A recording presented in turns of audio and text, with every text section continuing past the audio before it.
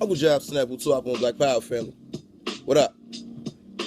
It's your brother Nguvo, now you see R.A.M. And once again, get tuned into R.A.M. RBG TV. And you know that we keep it G. Raw and uncut common sense for the common people, dealing with the common issues, trying to get to those common solutions. So here we go. So all in together now, for me say nice side of pride. What's the method, the motto, the mantra, motivation, and the madness? So here we go. You know that the answer, family, is black love, because black love is the cure for the black nation. So let's get it. All right, so dig it. We're going to be real brief on this one, real quick. What I want to do on this quick little build is, quick little moment in time, brother Nguvo. We ain't done this in a while.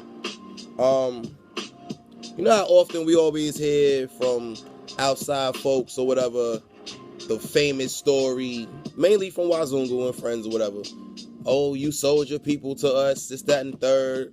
Africans sold other Africans into slavery, yada, yada, yada, yada, yada. The famous empty rhetoric, right, that folks love to throw out. They think that's going to be the thing that shut us down in conversations online, because none of this stuff ever happens in person. But nonetheless, this is something that we all engage in. Cool.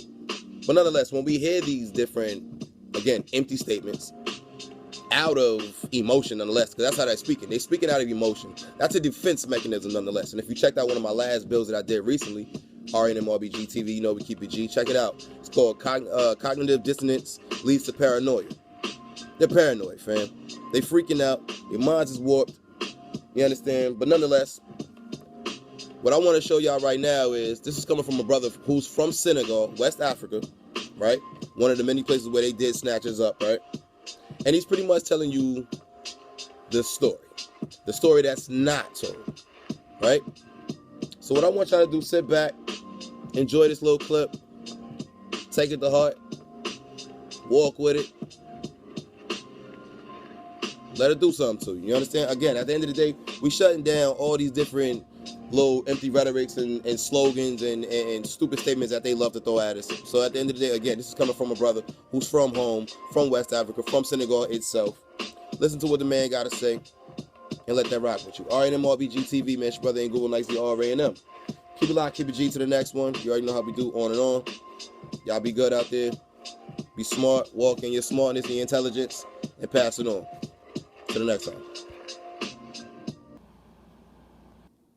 What he's saying, yeah, it's very important what he's saying.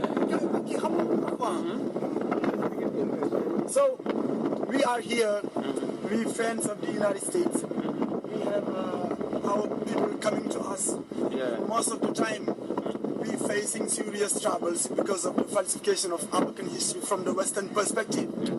As a curator of museum, as a professor of English, as post-colonial African studies specialist, as somebody reading history first from the British perspective and shifting to post-colonial African studies, I learned a lot, opening up my eyes, knowing things I read from a long history being written by the winners of history, so-called winners of the history. Those people cheated us, they took the best of things we have, they looted us, and those people today, they are not even intellectually honest to try to restore whatever has been stolen from us.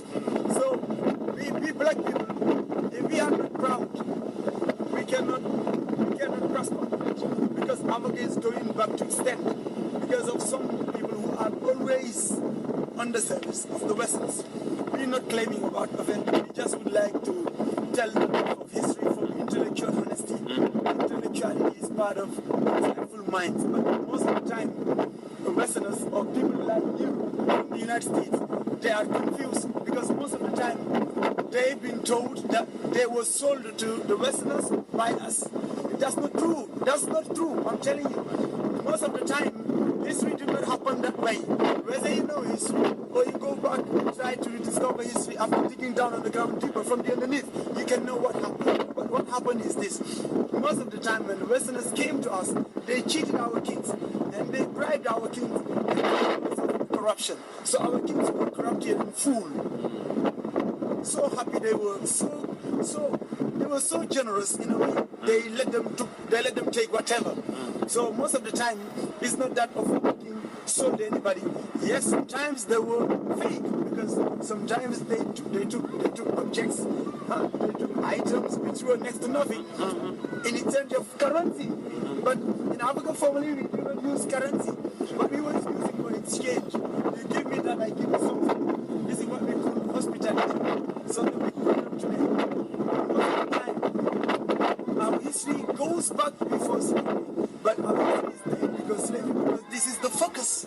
It's the historic landmark. This is from that start that the world sparked. So that's why most of the time we try to date our history from that perspective, because this is what we have on mind. So what we have on mind is what we witnessed from our forefathers. So today, if you are a black man and you do not know what blackness means, and you do not even know how you got to the overseas, so you are next to nothing. Because if you do not know the essence of human, the anteriority of human civilization, and you do not know the essence of blackness, you don't know legally you are lost.